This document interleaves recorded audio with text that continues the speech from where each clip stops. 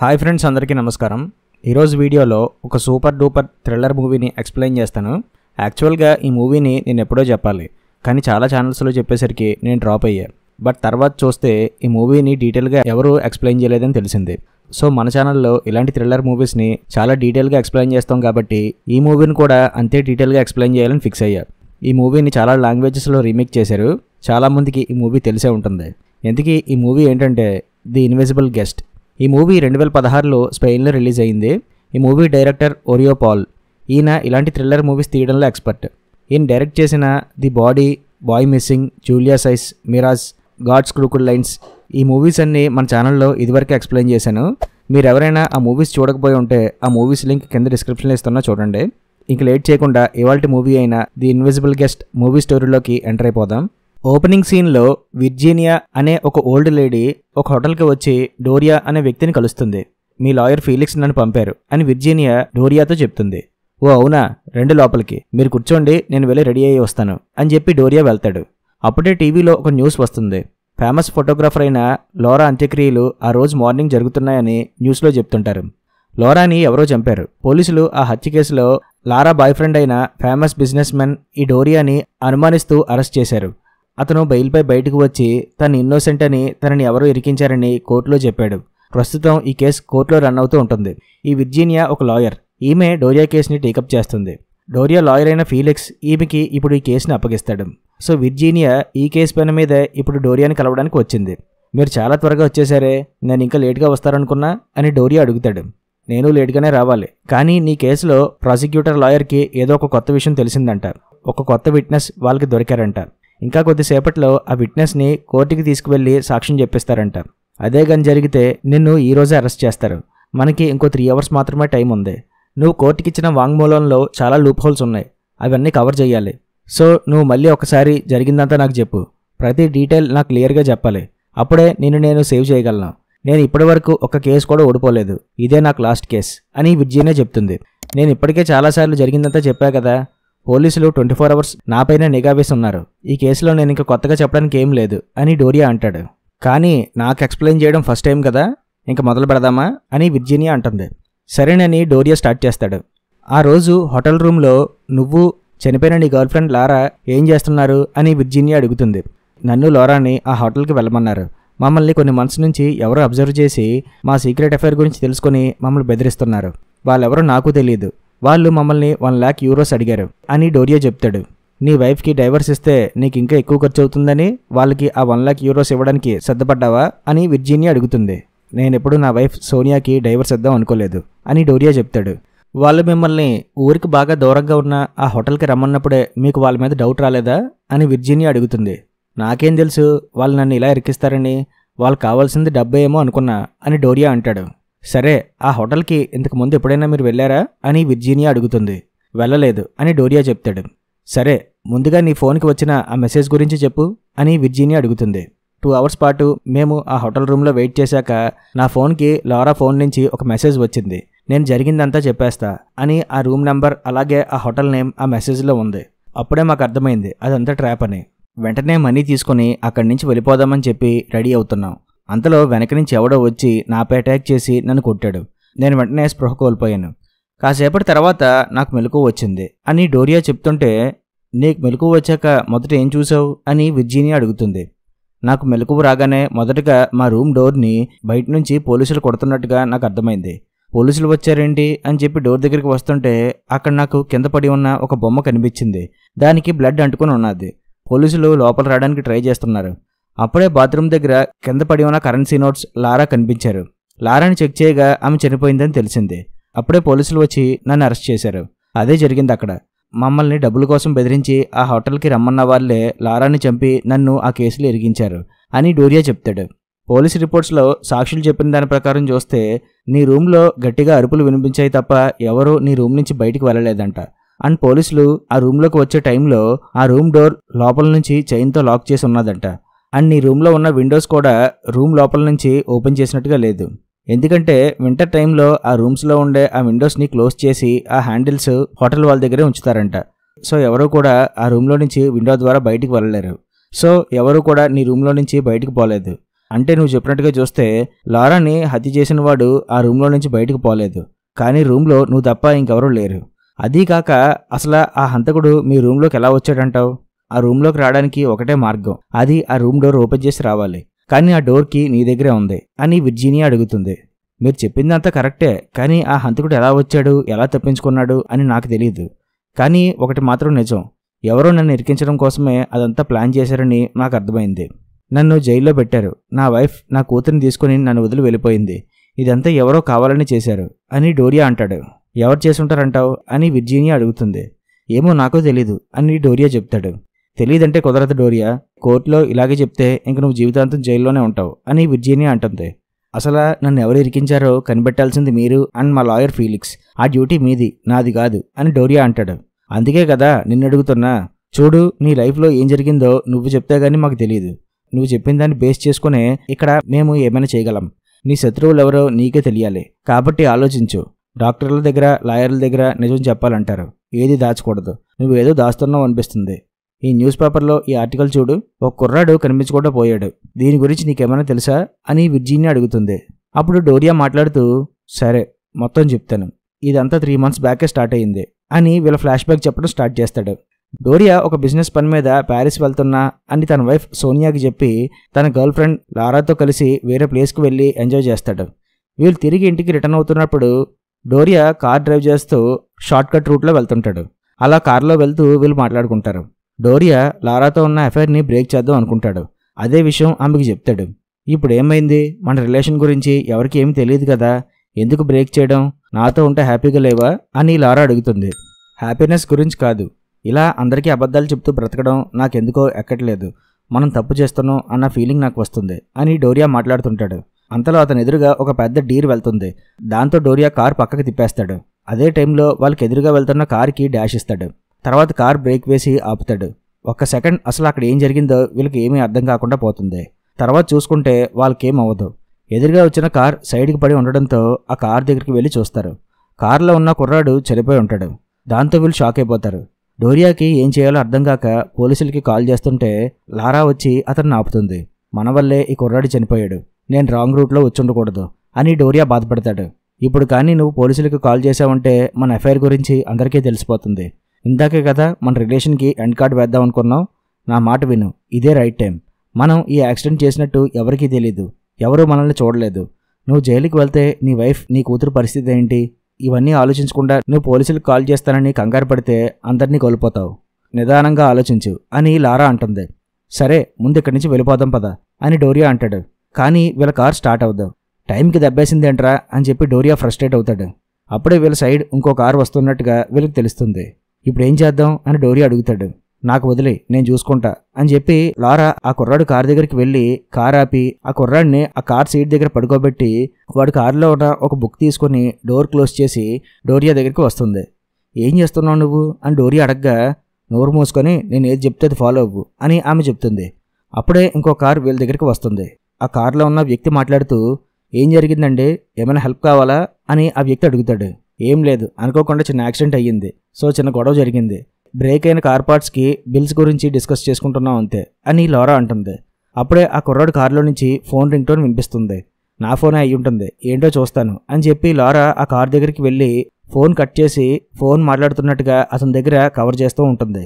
ఏం లేదు సార్, చిన్న యాక్సిడెంట్ అంతే, నా ముందు ఒక డీర్ వెళ్ళింది, సడన్గా షాక్ అయ్యి కార్ పక్క కాపా, అలా అనుకోకుండా చిన్న యాక్సిడెంట్ జరిగింది అంతే, మీరు వెళ్ళండి మేము చూసుకుంటాం అని డోరియా అతనితో అంటాడు.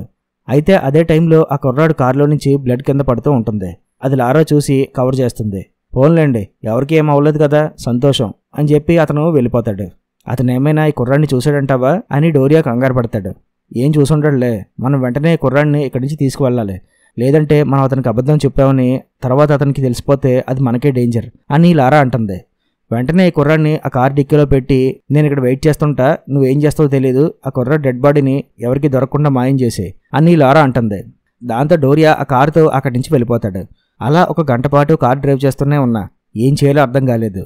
అసలు నేను లారాతో వెళ్ళకపోయి ఉంటే, కార్ రాంగ్ రూట్లో డ్రైవ్ చేయకపోయి ఉంటే, ఆ డీర్ మాకు ఎదురుగా రాకపోయి ఉంటే ఆ యాక్సిడెంట్ జరిగేదే కాదు, అంతా బాగానే ఉండేది అని డోరియా విర్జీనియాకి చెప్తూ బాధపడతాడు. సరే, ఆ కార్ని, అందులో ఉన్న డానియల్ డెడ్ బాడీని ఏం చేసావు అని విర్జీనియా అడుగుతుంది. ఒకచోట దాచేశాను అని డోరియా అంటాడు. ఆ కుర్రాన్ని కూడానా అని విర్జీనియా అడుగుతుంది. ఎస్, దాచేశాను అని డోరియా చెప్తాడు. డోరియా ఆ కార్ని చెరువులోకి తోసినట్టుగా, అది మునిగిపోయినట్టుగా మనకు చూపిస్తారు. అలా ఆ కార్ని డెడ్ బాడీని ముంచేశాను అని డోరియా విర్జీనియాకి చెప్తాడు. పాపం మా వల్లే ఆ కుర్రాడు చనిపోయాడు, అది తెలిసి కూడా మేమేం చేయలేకపోయాం అని డోరియా బాధపడతాడు. తర్వాత ఏం జరిగింది అని విర్జీనియా అడుగుతుంది. నేను రెగ్యులర్గా వేరే ప్రైవేట్ నెంబర్ నుంచి లారాకి కాల్ చేసి మాట్లాడుతుంటా. అదే నెంబర్ నుంచి ఆమెకు కాల్ చేసి నన్ను పిక్ చేసుకోమని చెప్పా. లారా వచ్చి నన్ను పిక్ చేసుకుంది. కారు ఎక్కాక చూస్తే లారా చాలా టెన్షన్ పడుతూ కనిపించింది. ఏం జరిగింది అని నేను ఆమెను అడిగా. అప్పుడు ఆమె ఈ గ్యాప్లో జరిగింది చెప్పింది. డోరియా ఆ కారుతో అక్కడి నుంచి వెళ్ళాక లారా అక్కడే ఉంటుంది కదా, వాళ్ళ కార్ స్టార్ట్ అవ్వకపోవడంతో లారా ఒక ట్రక్ కోసం కాల్ చేస్తుంది. మీరు ఎక్కడున్నారు అని ఆ ట్రక్ వాళ్ళు అడగక ఆమె ఫోన్ పెట్టేస్తుంది. ఎందుకంటే లొకేషన్ గురించి చెప్తే తర్వాత ఆ ట్రక్ వాళ్ళకి తనపై డౌట్ రావచ్చేమోనని సేఫ్ సైడ్గా ఆమె కాల్ కట్ చేస్తుంది. అప్పుడే లారా దగ్గరికి ఇంకో కారు వస్తుంది. కారులో నుంచి థామస్ అన్న వ్యక్తి దిగి, ఏం జరిగింది మేడం, కార్ ట్రబుల్ వచ్చిందా అని లారాని అడుగుతాడు. అవునండి, నా ఎదురుగా ఒక డీర్ వెళ్లడం వల్ల కార్ సడన్గా బ్రేక్ వేశాను, అప్పటి నుంచి కార్ స్టార్ట్ అవ్వట్లేదు అని లారా అంటుంది. ఏం పర్లేదు, నాకు ఈ కార్స్ రిపేర్ చేయడం వచ్చు, మీ కార్లో ఫ్లాష్ లైట్ ఉందా అని అతను అడుగుతాడు. సారీ, ఇది నా సిస్టర్ కార్, నాకు తెలియదు, ఉండండి చూస్తాను అని లారా అంటుంది. ఏం పర్లేదు, నా దగ్గర ఉందో చూస్తానులేండి అని చెప్పి అతను కార్ చెక్ చేస్తాడు. నా పేరు థామస్, మాకు ఈ దగ్గరలోనే ఇల్లు ఉన్నది, అలాగే మా ఇంటి దగ్గర కార్ రిపేర్ షెడ్ కూడా ఉన్నది. మీకు కావాలంటే ఈ కార్ అక్కడికి తీసుకువెళ్ళి రిపేర్ చేస్తాను, లేదంటే ఏదైనా ట్రక్ వాళ్ళకి కాల్ చేస్తాను, మీకు హెల్ప్ చేస్తారు అని అతను అంటాడు. వద్దులేండి, మీరే రిపేర్ చేయండి, పదండి మీ ఇంటికి వెళ్దాం అని లారా అంటుంది. అలా లారా అతనితో పాటు వెళ్తుంది. ఓకే, మీరు బార్సిలోనాలో ఉంటారన్నమాట, ఇంతకీ ఇక్కడికి ఎందుకు వచ్చారు అని థామస్ లారాని అడుగుతాడు. మా సిస్టర్ ఇక్కడే ఉంటుంది, ఆమెని కలుద్దామని ఇక్కడికి వచ్చాను అని లారా చెప్తుంది. నా వైఫ్ కూడా ఇదివరకు బార్సిలోనాలోనే ఒక టీచర్గా వర్క్ చేసేది. ఆమెకి క్యాన్సర్ రావడంతో ఆ జాబ్ మానేసింది.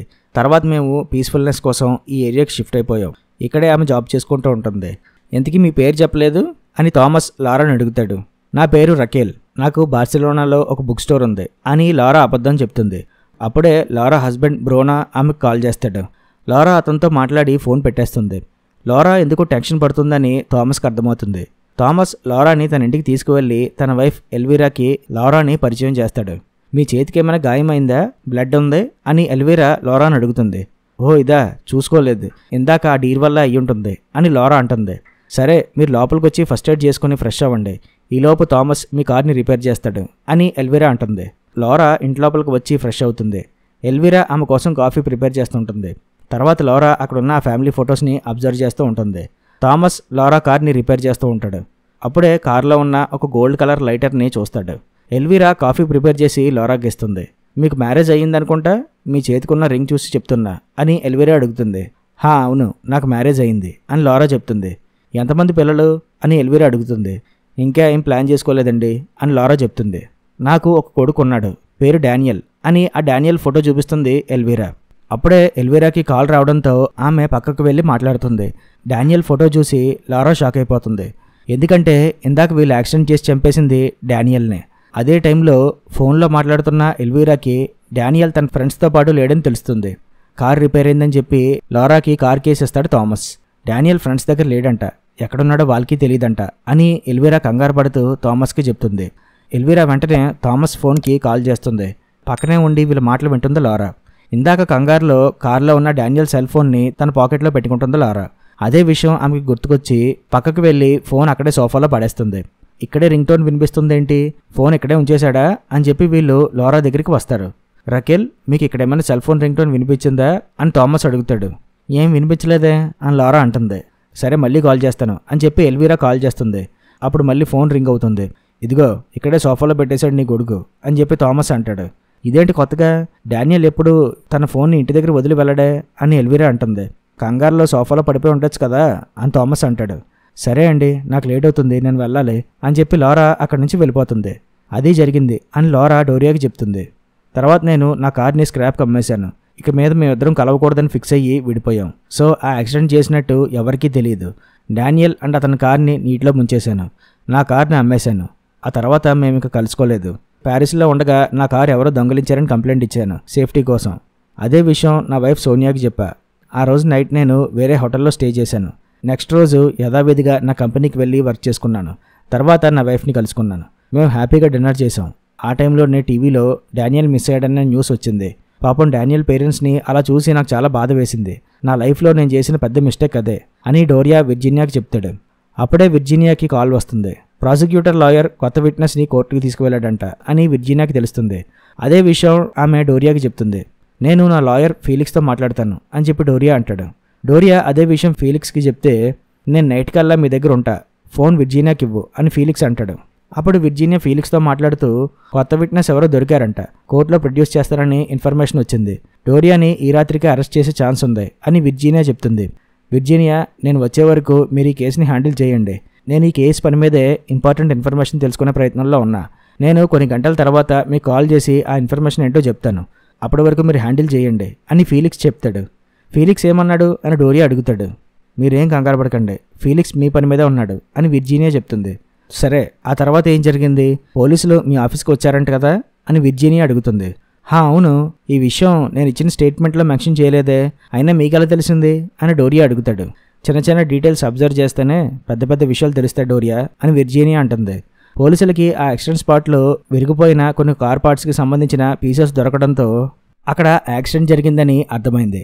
అండ్ ఆ స్పాట్ మిస్ అయిన డానియల్ ఇంటికి 5 మైల్స్ దూరంలోనే ఉండడంతో బహుశా డానియల్కి అక్కడ ఏమైనా యాక్సిడెంట్ అయ్యి ఉండొచ్చని పోలీసులు అనుమానించారు.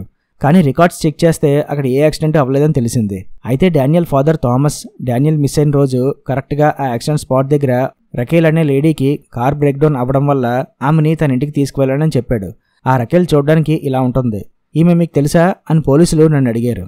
నా లాయర్ ఫీలిక్స్ పక్కనే ఉండడంతో అసలు ఈ ఎంక్వైరీ దేని గురించి అని అతని చేత అడిగించా. నా క్లయింట్ డోరియా ఆ టైంలో ప్యారిస్లో ఉన్నాడు, అసలు డోరియాకి ఈ యాక్సిడెంట్కి సంబంధం ఏంటి, అతన్ని ఎందుకు ఎంక్వైరీకి పిలిచారు అని ఫీలిక్స్ పోలీస్ ఆఫీసర్ని అడిగాడు. ఆ లేడీ రకేల్ ఆ టైంలో ఒక డేర్కి డాష్ ఇవ్వడం వల్ల ఆమె కార్ ఆగిపోయిందని థామస్కి చెప్పిందంట. కానీ మాకు దొరికిన కార్ పార్ట్స్ పీసెస్ బట్టి చూస్తే ఆమె అక్కడ ఏదో యాక్సిడెంట్ చేసి దాన్ని కవర్ చేయడం కోసం ఒక డేర్కి డాష్ ఇచ్చినట్టుగా అబద్ధం చెప్పిందని మా అనుమానం. ఆమెది BMW కార్ అంట. అండ్ ఆ నెంబర్ ప్లేట్ గురించి థామస్ మాకు చెప్పిన దాని ప్రకారం ఎంక్వైరీ చేసి చూస్తే ఆ BMW కార్ మీ క్లయింట్ డోరియా పేరు మీద రిజిస్టర్ అయి ఉంది. ఇది స్ట్రేంజ్ కదా అని ఆ పోలీస్ ఆఫీసర్ అడుగుతాడు. డోరియా కార్ని అంతకు ముందే ప్యారిస్లో ఎవరో దొంగలించారంట. సో దొంగలించిన తర్వాత కార్ ఎవరి దగ్గర ఉందో ఎక్కడుందో డోరియాకి ఎలా తెలుస్తుంది అని ఫీలిక్స్ అడుగుతాడు. కరెక్టే, కానీ కార్ పార్కింగ్ దగ్గర కార్ పోయింది అని డోరియా కంప్లైంట్ ఇచ్చారు. ఎంక్వైరీ చేయగా అసలు మీరు కార్ పార్కింగ్ చేసినట్టు పార్కింగ్ కార్డే పోలీసులకు ప్రొవైడ్ చేయలేదంట అని పోలీస్ ఆఫీసర్ అడుగుతాడు. అవును, ఆ పార్కింగ్ కార్డ్ ఎక్కడో పోయింది, ప్యారిస్ ట్రిప్లో నేను సరిగ్గా గమనించలేకపోయాను అని డోరియా చెప్తాడు. పార్కింగ్ కార్డ్ ప్రొవైడ్ చేయకుండా పార్కింగ్ దగ్గరే మీ కార్ పోయిందంటే మేమెలా నమ్మాలి అని పోలీస్ ఆఫీసర్ అడుగుతాడు. అసలు అక్కడ స్పాట్లో యాక్సిడెంట్ జరిగినట్టు రికార్డ్స్లోనే లేదని మీరు చెప్తున్నారు. నా క్లయింట్ కార్ చూశానని మిస్ అయిన నా కుర్రాడు డానియల్ ఫాదర్ థామస్ చెప్పాడని అంటున్నారు. దానికి సాక్ష్యం ఉందా? ముందు అవి కనుక్కోండి, అంతేగాని ఇలా చిన్న చిన్న వాటికి ఎంక్వైరీ కోసం నా క్లయింట్ డోరియాని పిలవద్దు అని చెప్పి ఫీలిక్స్ డోరియాని అక్కడి నుంచి తీసుకువచ్చేస్తాడు. తర్వాత డోరియా జరిగిందంతా ఫీలిక్స్కి చెప్తాడు. ఫీలిక్స్ దొంగ సాక్షుల ద్వారా నేను ప్యారిస్లో ఉన్నట్టుగా పోలీసులకి ప్రూవ్ చేశాడు. దాంతో పోలీసులు ఆ కేసులో నుంచి నన్ను వదిలేశారు. అది జరిగింది అని డోరియా విర్జీనియాకి చెప్తాడు. వదిలేశారని నువ్వు ఫీలిక్స్ అనుకున్నారు, కానీ ఆ కేసులో పోలీసులు నిన్ను అనుమానితుడిగానే ఉంచారు. అదే ఆ ప్రాసిక్యూటర్ లాయర్ తెలుసుకుని ఉంటాడు. అందుకే నిన్ను ఆ కేసులో కూడా ఇరికించి దాన్ని ఈ కేసుకి లింక్ చేద్దామనుకున్నారేమో అని విర్జీనియా అంటుంది. అయితే పోలీసులు నిన్ను ఎంక్వైరీ చేశారన్న విషయం తర్వాత నువ్వు లారాకి చెప్పావా అని విర్జీనియా అడుగుతుంది. చెప్పలేదు అని డోరియా చెప్తాడు. అబద్ధం చెప్తున్నావు డోరియా, నువ్వు ఒక ఫోన్ బూత్ నుంచి లారాకి కాల్ చేసి ఈ విషయం చెప్పావు. నువ్వు మాట్లాడిన ఫోన్ బూత్ దగ్గర సీసీ కెమెరాస్ ఉన్నాయి, అది చూసి నేను అడిగాను అని విర్జీనియా అంటుంది. నేనేమి పిచ్చోడిని కాదు, లారా గురించి పోలీసులు నన్ను ఎంక్వైరీ చేసిన వెంటనే లారాకి కాల్ చేసి విషయం చెప్పడానికి. ఒకరోజు నేను నా ఫ్యామిలీతో బయటికి వెళ్ళిన టైంలో టీవీలో డానియల్కి సంబంధించిన ఒక న్యూస్ చూసా. డానియల్ చనిపోయాడని అందరినీ నమ్మించి అతను వర్క్ చేసే బ్యాంక్లో నుంచి తన అకౌంట్లోకి కొంత మనీ ట్రాన్స్ఫర్ చేసుకుని వేరే ప్లేస్కి వెళ్ళిపోయాడని న్యూస్లో విన్నాను. ఆ న్యూస్ చూశాకే నేను లారాకి కాల్ చేసి డానియల్ దొంగతనం గురించి అడిగా. ఫోన్లో వద్దు, బయట మీట్ అవుదాం అని ఆమె చెప్పింది. కొద్దిసేపటి తర్వాత లారా నేను ఒక రెస్టారెంట్ దగ్గర కలుసుకున్నాం. డానియల్ దొంగతనం గురించి ఆమెను అడిగితే ఆమె ఏం చెప్పిందంటే ఆ రోజు కారులో ఉన్న డానియల్ వాలెట్ని ఆమె ఆ రోజే తీసుకుందంట. ఆమె హస్బెండ్ బ్రూనో డానియల్ వర్క్ చేసే బ్యాంక్లోనే వేరే బ్రాంచ్లో వర్క్ చేసేవాడంట. ఒకరోజు ఆమె బ్రూనో యాక్సిస్ కార్డ్ని దొంగలించి బ్యాంక్ సైట్లోకి లాగిన్ అయ్యి దొంగలించిన డానియల్ వాలెట్లో ఉన్న డానియల్ బ్యాంక్ ఐడిని యూజ్ చేసి అతని అకౌంట్లోకి మనీ ట్రాన్స్ఫర్ చేసిందంట. సో అలా డానియల్ అకౌంట్కి వేరే అకౌంట్ నుంచి మనీ పడడంతో డానియల్ చనిపోలేదని పోలీసులకి అనుమానం వచ్చేలా చేసింది లారా అని డోరియా చెప్తాడు. లారా ఫోటోగ్రాఫర్ కదా, ఆమెకి బ్యాంకింగ్ గురించి తెలుసా అని విర్జీనియా అడుగుతుంది. లారా ఇదివరకు బ్యాంక్లోనే వర్క్ చేసింది. ఆ టైంలోనే ఆమె బ్రూనోని పెళ్లి చేసుకుంది. సో బ్యాంకింగ్ నెట్వర్క్ గురించి ఆమెకి తెలిసే ఉండొచ్చు కదా. లేదా లారా జరిగిందంతా ఆమె హస్బెండ్ బ్రూనోకి చెప్పేసిందేమో, ఆమె హస్బెండ్ హెల్ప్తోనే అలా చేసిందేమో, ఎవరికి తెలుసు. లారా చాలా తెలివైంది, ఆమెకి ధైర్యం ఎక్కువ అని డోరియా అంటాడు. అదే విషయం గురించి నేను ఆమెను అడిగితే నేను ఇదంతా మన మంచి కోసమే చేశాను అని చెప్పింది. కానీ ఇలా చేయడం తప్పని ఆమెకి చెప్పా. లారా నా మాట వినలేదు. నేను సైలెంట్గా ఉండకపోతే నేను ఆ రోజు ఆమెతో పాటే కలుసున్న ఫొటోస్ని పోలీసులకు చూపిస్తానని ఆమె నన్ను బెదిరించింది. దాంతో నేను సైలెంట్ అయిపోయా అని డోరియా చెప్తాడు. అప్పుడే మా ఇద్దరిని ఆ రోజు యాక్షన్ స్పాట్లో మా దగ్గరికి మొదటగా కారులో వచ్చిన ఆ వ్యక్తిని ఆ రోజు నేను అక్కడ చూశాను. వాడైనా మమ్మల్ని ఫాలో చేస్తున్నాడేమో అని నాకు అనిపించింది. కానీ తర్వాత అతను అక్కడ నాకు కనిపించలేదు. ఆ రోజు నుంచే నాకు మనశ్శాంతి లేకుండా పోయింది. మా కంపెనీ ఏషియన్ మార్కెట్స్లోకి ఎంటర్ అయ్యింది. టాప్ టెక్నాలజీ కంపెనీస్తో మేము టైఅప్ అయ్యాం. నాకు బెస్ట్ బిజినెస్ మ్యాన్ అవార్డు కూడా వచ్చింది. ఆ అవార్డు ఫంక్షన్లో ఉండగా ఒక రిపోర్టర్ నన్ను కలవడానికి వచ్చారని తెలిసింది. వెళ్ళి చూస్తే అతను డానియల్ ఫాదర్ థామస్. డానియల్ గురించి నన్ను అడగడానికి వచ్చాడు. మీరెవరో నాకు తెలియదు. ఈ న్యూస్ నేను పేపర్లో చూడడమే తప్ప నాకేం తెలియదని అతనికి చెప్పా. ఆ రోజు పోలీసులు నన్ను ఎంక్వైరీ చేసిన టైంలో థామస్ అండ్ అతని వైఫ్ ఎల్వీరా అక్కడే ఉన్నారంట. వాళ్ళు పోలీసులకి ఏం చెప్పారంటే ఆ రోజు యాక్సిడెంట్ జరిగే కొద్దిసేపటి ముందు థామస్ డానియల్కి కాల్ చేస్తే డానియల్ కాల్ లిఫ్ట్ చేసి బయటికి వెళ్తున్నా అని చెప్పాడు. ఆ తర్వాత డానియల్ కనిపించకుండా పోయాడు. అంటే యాక్సిడెంట్ జరగక ముందు డానియల్ ఫోన్ అతని దగ్గరే ఉంది. మరి అలాంటప్పుడు ఆ లేడీ మా ఇంటికి వచ్చాక డానియల్ ఫోన్ మా ఇంటి దగ్గరికి ఎలా వచ్చింది? సో ఆమె ఆ ఫోన్ని అక్కడికి తీసుకువచ్చిందని మాకు అర్థమైంది. అంటే రకేల్ అనే ఆ లేడీయే నా కొడుకుని ఏదో చేసిందని ఎల్వీరా పోలీసులకి చెప్తుంది.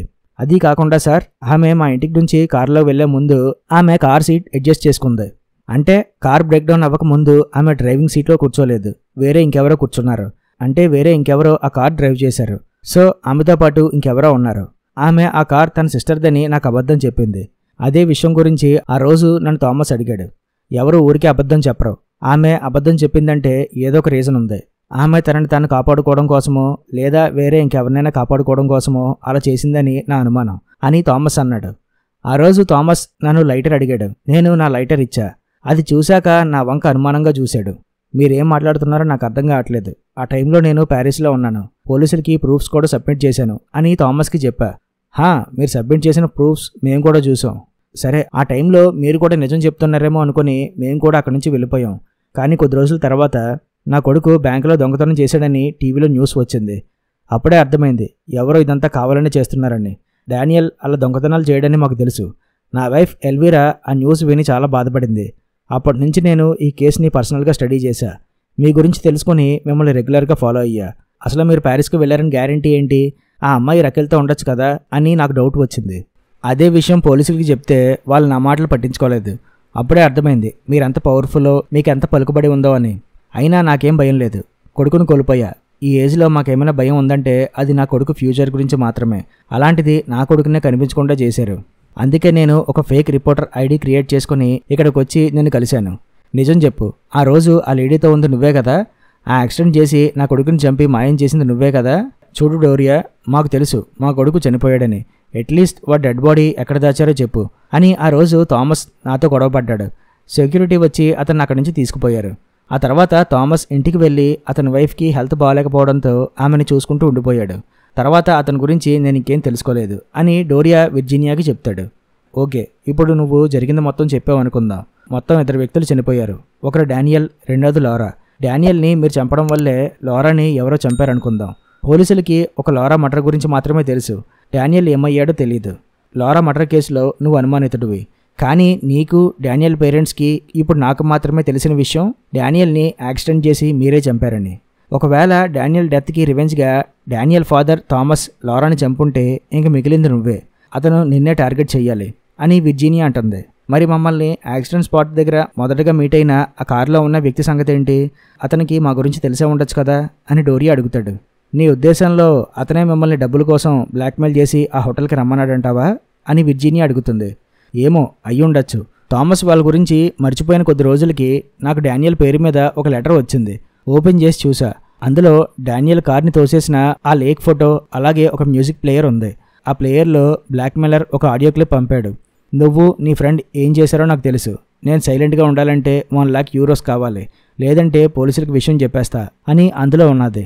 డబ్బుల్ని ఒక బాక్సులో పెట్టి మీరిద్దరూ ఈవినింగ్ షార్ప్ 5 o'clockకి నేను చెప్పిన ప్లేస్కి రండి. తర్వాత నేను అక్కడున్న ఫోన్ బూత్కి కాల్ చేస్తా. మనీ ఎక్కడ పట్టాలో చెప్తా. అక్కడ పెట్టేసి మీరు వెళ్ళిపోండి అని బ్లాక్మెయిలర్ చెప్పాడు. ఆ ఫోటోని చూసి ఈ నదిలోనైనా డానియల్ని తోసేసావు అని లారా అప్పుడు నన్ను అడిగింది. ఏమో సరిగ్గా గుర్తులేదు, నైట్ టైంలో కదా, కానీ నేను ఇంచుమించు ఇలాంటి లేక్లోనే డానియల్ని తోసేశాను అని డోరియా చెప్తాడు. నువ్వు చెప్పిన దాంట్లో ఒక పెద్ద బొక్క ఉంది. అసలు డానియల్ని నువ్వు ఏ నది దగ్గర తోసేసావో ఆ కారులో వచ్చిన వ్యక్తికి ఎలా తెలుసు అని విర్జీనియా అడుగుతుంది. చెప్తా. డానియల్ కార్ని తోసేసే టైంలో అక్కడికి ఎవరో వచ్చినట్టుగా అప్పుడు నాకు అనిపించింది. చుట్టుపక్కల చూస్తే ఒక డీర్ కనిపించింది. బహుశా ఆ డీర్ వల్లే ఆ టైంలో అక్కడ సౌండ్ వచ్చిందేమో అనుకున్నా. కానీ నాకు ఆ ఫోటో చూశాక అర్థమైంది అది డీర్ వల్ల కాదు, వాడి వల్లే అని. వాడు ఖచ్చితంగా ఆ రోజు అక్కడి నుంచి వెళ్ళిపోయినట్టుగా యాక్ట్ చేసి తర్వాత మమ్మల్ని అబ్జర్వ్ చేసి ఉండాలి అని డోరియా చెప్తాడు. ఇదంతా జస్ట్ నువ్వు అనుకున్న థియరీ అంతే. వాడే చేసుంటాడు అని చెప్పడానికి నీ దగ్గర బలమైన సాక్ష్యం ఒకటి లేదు. నువ్వు చెప్పిందంతా నిజమైతే డబ్బులు తీసుకోకుండా వాడు లారాని చెప్పి ఎందుకు వెళ్ళిపోయాడు? అసలు వాడు లారా ఫోన్ నుంచి నీకెందుకు మెసేజ్ పంపాలి? అది కాకుండా ఆ హోటల్ రూమ్ నుంచి వాడు ఎలా తప్పించుకున్నాడు? ఈ క్వశ్చన్స్ అన్నీ రేపు నేను కోర్టులో అడిగితే నీ దగ్గర సమాధానం ఉందా? లేదు కదా. ఇప్పుడు అర్థమైందా నువ్వు ఎలా ఇరుక్కుపోతావో అని విర్జీనియా అంటుంది. ఓకే, ఆ బ్లాక్మెయిలర్ నిన్ను లారాని వాడు చెప్పిన ప్లేస్కి రమ్మన్నాక ఏం జరిగింది అని విర్జీనియా అడుగుతుంది. అక్కడున్న ఫోన్ బూత్కి కాల్ వచ్చింది. లారా ఆ కాల్ లిఫ్ట్ చేసింది. హోటల్ బెల్విస్టాకి రమ్మని బ్లాక్మెయిలర్ చెప్పాడు. రూమ్ నెంబర్ 715 బుక్ చేశానని, అందులో ఉండమని చెప్పాడు. తర్వాత లారా దగ్గరున్న ఫోన్ అక్కడే డస్ట్బిన్లో పడేయమన్నాడు. అక్కడ రైల్వే స్టేషన్లో ఆగి ఉన్న ట్రైన్ ఎక్కి ఆ హోటల్కి రమ్మన్నాడు. వాడు చెప్పినట్టే చేశాం. ఇద్దరం కలిసి ఉంటే డౌట్ వస్తుందని ఇద్దరం కొంత డిస్టెన్స్ మెయింటైన్ చేస్తూ ఆ హోటల్ దగ్గరికి వెళ్ళాం. లారా ముందుగా ఆ హోటల్ రిసెప్షన్ దగ్గరికి వెళ్ళి ఆ రూమ్ నెంబర్ గురించి అడిగింది. డోరియా పేరు మీదే బ్లాక్మెయిలర్ ఆ రూమ్ బుక్ చేశాడు. ఫామ్ ఫిల్ చేసి రూమ్కి తీసుకుని లారా ఆ రూమ్ దగ్గరికి వెళ్తుంది. తర్వాత ఆమె ఆ రూమ్ అంతా చెక్ చేసి నన్ను అక్కడికి రమ్మని పిలిచింది. అప్పుడే నేను రూమ్కి వెళ్ళా అని డోరియా చెప్తాడు. అక్కడే ఎవరో ఉన్నట్టుగా మనకు చూపిస్తారు. కాసేపటికి లారా డస్ట్బిన్లో వదిలేసిన ఆమె ఫోన్ నుంచి డోరియాకి మెసేజ్ వస్తుంది. నేను జరిగిందంతా అందరికీ చెప్పేస్తా అని ఆ మెసేజ్లో ఉంది. ఆ మెసేజ్ చూశాకే మాకు అర్థమైంది ఆ బ్లాక్మెయిలర్ మమ్మల్ని ఇరికించాడని. అక్కడి నుంచి వెళ్ళిపోదామని డిసైడ్ అయ్యాం. అప్పుడే ఒకడు నన్ను కొట్టి స్పృహ కోల్పోయేలా చేశాడు. తర్వాత వాడు లారాని కొట్టి చంపాడు అని డోరియా విర్జీనియాకి చెప్తాడు. అలా చేసింది డానియల్ ఫాదర్ థామసే అయ్యి ఉంటాడు. ఎందుకంటే అతనికి కావాల్సింది మీ డబ్బు కాదు, మీ మీద రివెంజ్ తీర్చుకోవాలి. ఇలా చెప్తేనే కోర్టు కూడా నమ్ముద్ది. ఎందుకంటే థామస్కి లారాని మర్డర్ చేసి ఆ మర్డర్ కేసులో నిన్ను ఇరికించడానికి స్ట్రాంగ్ మోటివ్ ఉంది. అదే అతని కొడుకు డానియల్ డెత్ అని విర్జీనియా అంటుంది. కానీ అలా చెప్తే డానియల్ని మేమే చంపాం అని కోర్టుకి తెలిసిపోతుంది కదా, అలా చూసినా కూడా నాకు శిక్ష పడుతుంది కదా అని డోరియా అంటాడు. చూడు, డానియల్ని మీరు కావాలని చంపలేదు, అది యాక్సిడెంట్. కానీ లారాని మాత్రం కావాలని చంపారు, అది హత్య. సో డానియల్ కేసులో నువ్వు జరిగింది కోర్టుకి చెప్తే కోర్టు నీకు తక్కువ శిక్ష విధిస్తుంది, ఆలోచించు అని విర్జీనియా అంటుంది. అది ఓకే, కానీ లారాని థామస్ చంపాడని మనం ఎలా ప్రూవ్ చేయగలం? అసలు థామస్ ఆ రూమ్లోకి ఎలా వచ్చాడో ఎలా బయటికి వెళ్ళాడో మనకు తెలియదు కదా.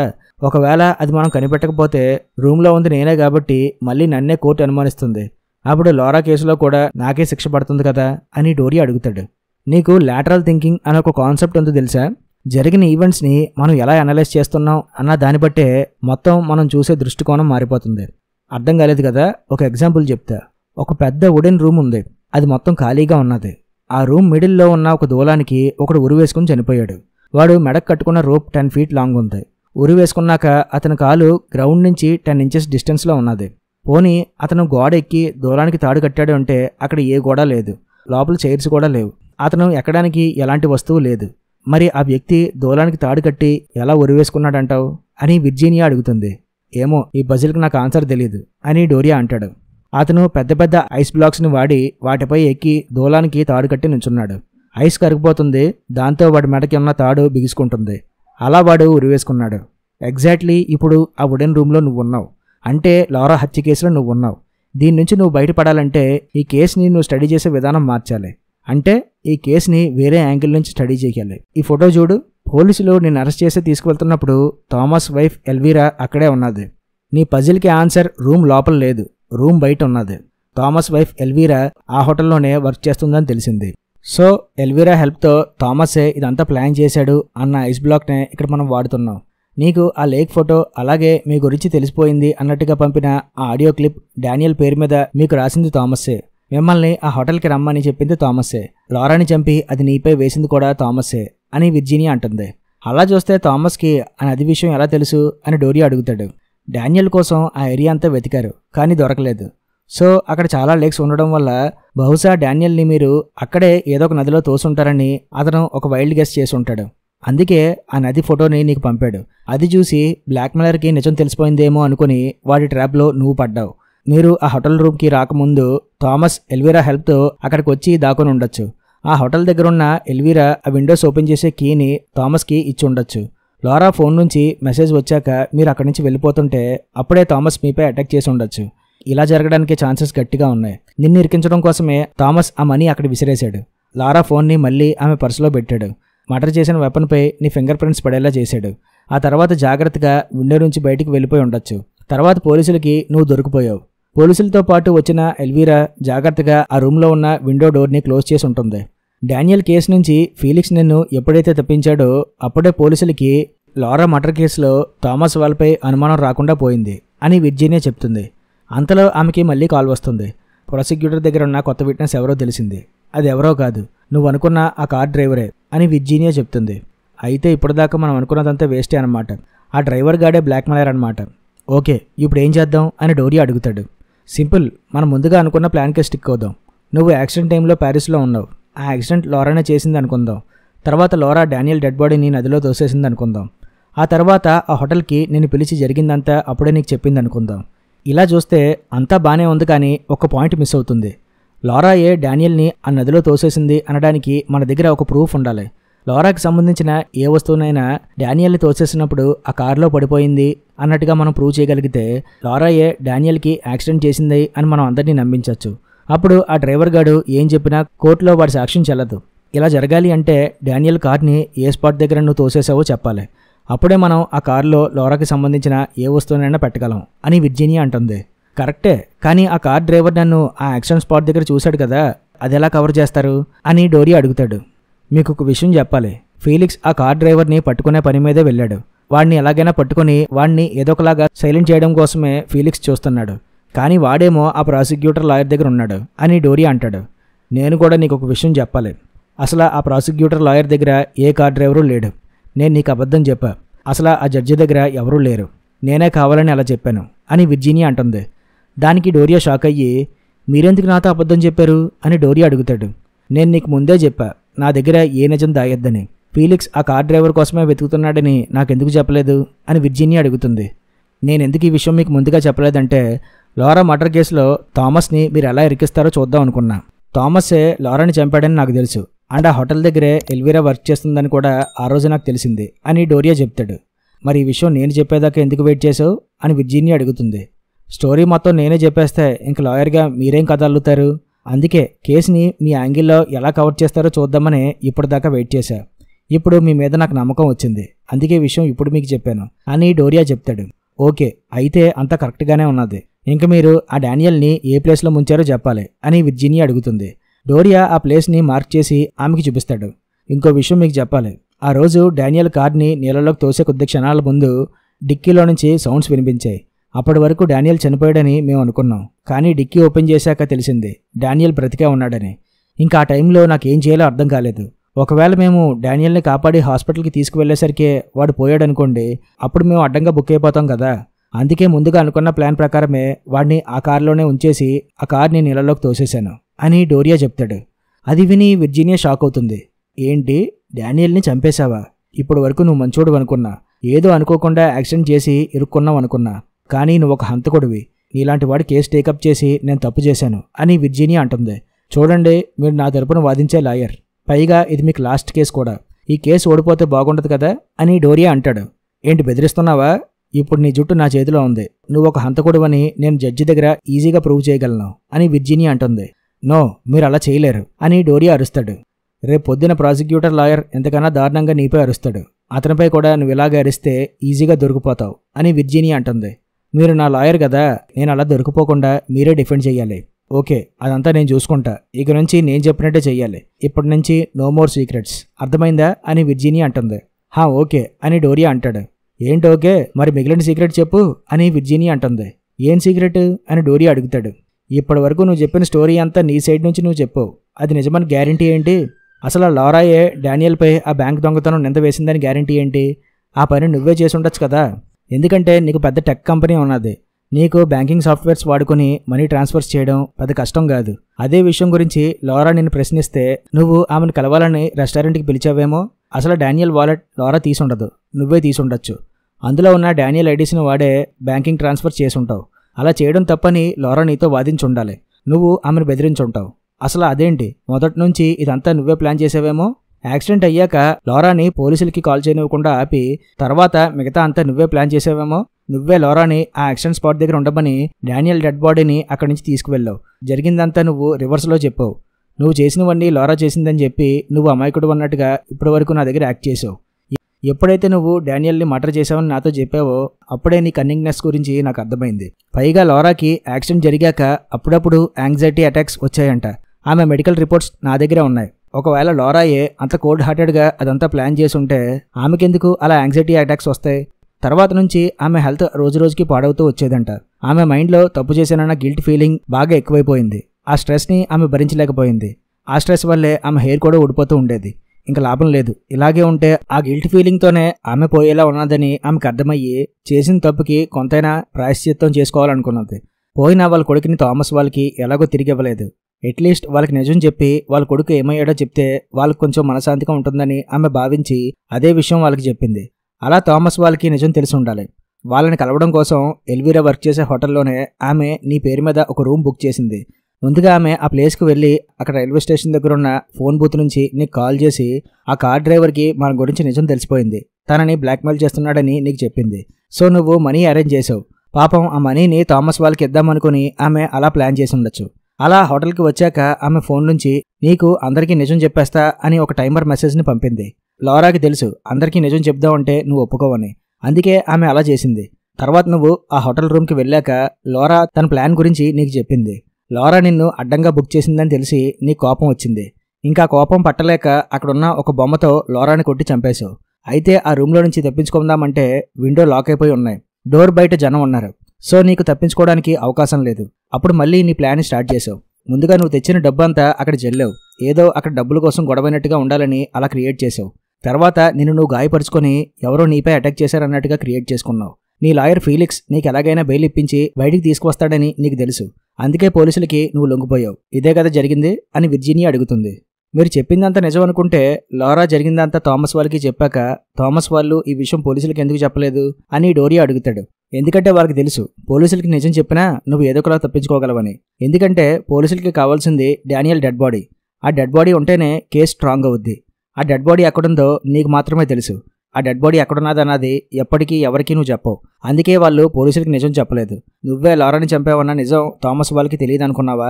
అక్కడ చూడు, నీ బిల్డింగ్ ఎదురుగా ఉన్న రూమ్లో విండో దగ్గర ఒక వ్యక్తి నించొని ఇందాకటి నుంచి ఇటు సైడే చూస్తూ ఉన్నాడు. అతను ఎవరో తెలుసా? థామస్సే. థామస్ నిన్ను అప్పటి నుంచి నీడలాగా వెంటాడుతూనే ఉన్నాడు. అతనికి నువ్వు రోజు ఏం చేస్తున్నావు, ఎవరిని కలుస్తున్నావు, ఏం ప్లాన్ చేస్తున్నావు అంతా తెలుసు. థామస్కి పోలీసులపై నమ్మకం ఎప్పుడో పోయింది. అందుకే అతను నిన్ను ఫాలో అవుతున్నాడు. నీ అంతు చూడడానికి థామస్ రైట్ టైం కోసం ఎదురు చూస్తున్నాడు. నాకు అతని గురించి ఎలా తెలిసిందనుకుంటున్నావా? మీ లాయర్ ఫీలిక్స్ నా దగ్గరికి వచ్చి నీ కేసు గురించి చెప్పిన రోజు థామస్ అతన్ని ఫాలో అవుతూ అక్కడికి వచ్చాడు. అప్పుడే నేను అతన్ని గమనించా.